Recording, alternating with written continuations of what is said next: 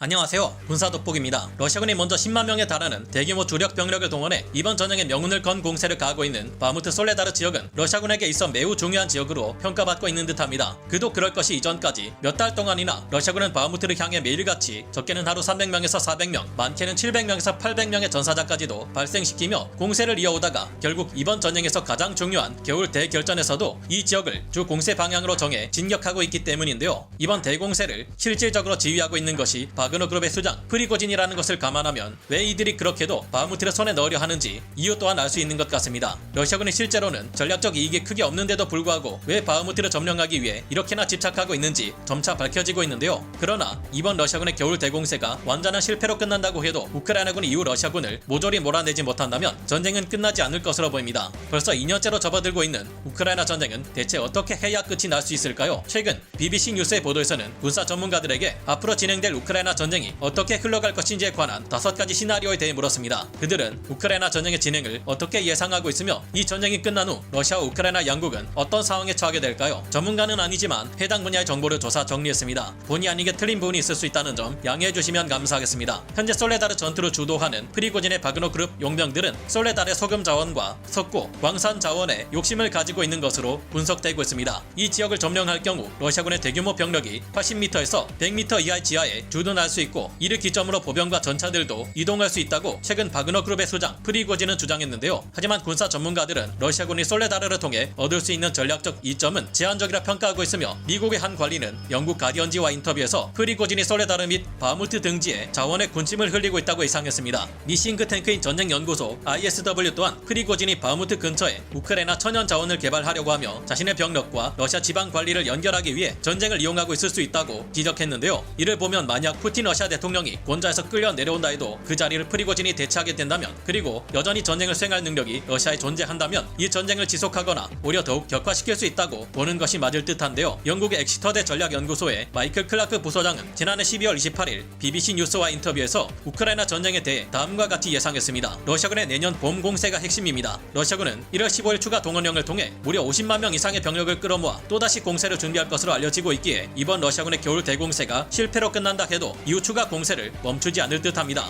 하지만 이 공세가 실시되기 전 러시아군과 우크라이나군이 겨울 동안 혹독한 전장에 군대를 주둔시켜야 한다는 점이 큰 변수가 될 수 있을 겁니다. 마이클 클라크 부소장은 우크라이나와 러시아 양진영 모두 휴식이 필요하지만 우크라이나의 장비와 병력 상태가 전반적으로 훨씬 양호하며 계속 전진할 의욕도 있다고 보고 있는데요. 무엇보다 겨울을 나기 위해 반드시 필요한 동계 물자 100만 명분을 우크라이나가 확보했다고 밝힌 반면 러시아군은 이에 대한 준비가 현저히 부족하기에 이제 막 시작된 우크라이나의 혹한은 예상치 못한 변수를 러시아군에게 불러올 수 있을 것으로 예상되고 있습니다. 우크라이나 군에게 있어 돈바스 지역의 크렘이나 스바토우 부근은 핵심적인 돌파구가 될 수 있다고 그는 보았습니다. 이곳들을 제대로 확보하게 될 경우 러시아군은 약 64km 뒤에 후방에 있는 자연 방어선으로 물러나야 할 것으로 예상되는데, 이곳은 지난 2022년 2월 24일 침공을 본격적으로 시작한 지역과 가까운 곳이라고 설명했는데요. 우크라이나군 또한 이런 요충지를 포기할 수 없을 것이기에 공세를 계속할 것으로 보인다는 것이 그의 의견입니다. 다만 변수는 지난해 11월 탈환한 헤르손의 상황이 어떨지에 따라 남서부 전선에서 우크라이나군이 숨을 고를 수도 있을 것이라 예상했는데요. 한편 미국 워싱턴의 과학자 겸 분석가인 안드레이 피온트콥스키는 우크라이나가 늦어도 2023년 봄까지는 자국 영토를 완전히 수복하고 전쟁에서 승리할 것이라 예상했습니다. 그는 이 예상에 대한 2가지 이유를 들었는데, 첫째는 바로 현대 전쟁 사상 그 어떤 곳에서도 전례를 찾아볼 수 없는 우크라이나군과 국민들의 강력한 의지, 결단력, 그리고 용기입니다. 그리고 또 다른 2번째 이유로는 수년 동안 푸틴 러시아 대통령의 독재를 무르게 대해왔던 나토와 서방 국가들이 마침내 눈앞에 놓인 전쟁의 심각성을 깨달았다는 것을 들었는데요. 최근 나토의 사무총장은 성명을 통해 다음과 같은 말을 남겼습니다.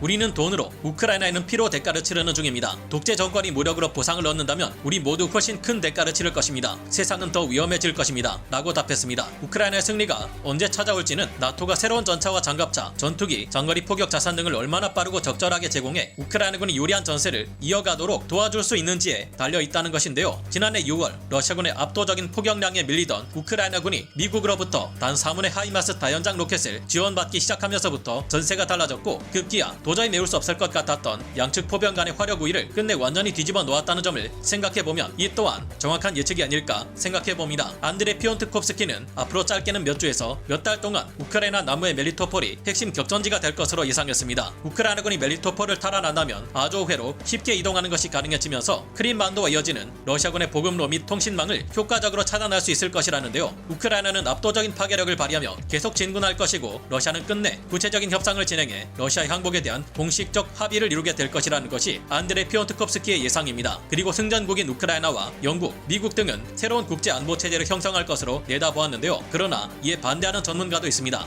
영국의 킹스 칼리지 런던 전쟁학과 교수 바버라 잔체타는 평화 협정을 위해서는 러시아와 우크라이나 양쪽 중 어느 한쪽이 핵심 요구사항을 변경해야 하지만 양쪽 모두 이와 관련한 낌새를 보이지 않고 있으며 앞으로도 나타날 조짐이 없기에 전쟁이 쉽게 끝나지 않을 것이라는데요. 전쟁을 끝내는 진짜 열쇠는 러시아 내부에 있을 것이라는 게 여러 군사 전문가들의 의견입니다. 오랫동안 이어졌던 베트남전이나 소련, 아프가니스탄 전쟁 모두 전쟁을 끝내는 열쇠는 모두 내부에 있었습니다. 전쟁 이전의 예상과 전쟁을 수행하는 국내 정치 상황이 바뀌면서 좋든 싫든 전쟁을 그만둘 수밖에 없었기 때문인데요. 물론 이 시나리오는 서방 국가들이 우크라이나에 대한 지원을 계속하고 자국 내 국민들의 압력에도 계속해서 우크라이나에 대한 지원을 확실히 유지할 경우에 해당되는 것으로 예상되는 가운데 2023년 말까지는 우크라이나 러시아 전쟁이 지속될 것으로 예상하는 이들이 많습니다. 그러나 유럽에 주둔하는 미 육군의 전 총사령관인 벤 호지스는 2023년에 우크라이나가 분명 승리할 것이라 내다보았는데요. 겨울에는 물론 전쟁의 진행이 느리겠지만 영국과 캐나다, 독일에서 지원하는 동계 장비를 지급받는 우크라이나는 러시아군보다 효과적 대응이 가능할 것이고 이는 내년 봄으로 예고된 러시아 추가 공세 이전에 우크라이나군이 우세한 조건을 마련해 놓을 것이라는 게 그의 의견인데요. 그는 역사가 알려주듯이 전쟁은 의지와 병참의 시험대이며 우크라이나에서 확인된 국민과 군대의 결이 급속히 개선 중인 병참 상황에 비해 모든 면에서 최악의 상황으로 치닫고 있는 러시아에게 남겨진 결과는 오로지 패배뿐이라는 것이 그의 주장입니다. 그는 2023년 말까지 우크라이나가 크림반도에 대한 통제권과 주권을 완전히 되찾을 것이며 러시아가 크림반도를 불법 합병하기 이전에 맺은 조약이 끝나는 2025년쯤 세바스토폴에 주둔하고 있는 러시아 해군 흑해함대가 단계적으로 철수하는 등 러시아군이 점진적으로 물러날 수도 있을 것이라 예상했는데요. 이후 마리우폴과 베르단스크 지역의 주요 항구 그리고 아조흐의 연안을 따라서는 우크라이나의 기반 시설이 재건될 것이고 드네프르 강에서 크림반도로 물을 공급하는 북부 크리문화가 다시 개통되는 등 전쟁으로 인한 피해 상황을 복구하기 위한 프로젝트들이 활발히 진행될 것이라 내다보았습니다. 지금 당장 솔레다르가 위기에 처했지만 아직 많은 우크라이나 예비대들은 후방에서 대기 중이며 러시아의 공세에 유연히 대처하기 위해 전장을 주시하고 있습니다. 최근 미국에서 지원되는 M2 브래들리 장갑차와 독일의 마르드 1A3 장갑차를 비롯해 수많은 방공 무기 체계들로 전력을 증강시키는 것도 당장 시급해진 우크라이나 상황을 지원하기 위해서가 아닐까 조심스레 추측해봅니다. 어서 빨리 우크라이나군의 M1 에이브람스 전차나 A-10 공격기, F-15 전투기나 F-16 전투기 같은 막강한 무기 체계들도 본격적으로 지원되었으면 하고 바라게 되네요. 봄이 될 때까지 러시아군은 여전히 공세를 계속할 것으로 보이고 우크라이나 또한 이에 대응하며 전력이 소모되겠지만 승자가 우크라이나 쪽이 될 가능성은 점점 더 커지고 있는 듯합니다. 여러분의 생각은 어떠신가요? 오늘 군사 돋보기 여기서 마치고요. 다음 시간에 다시 돌아오겠습니다.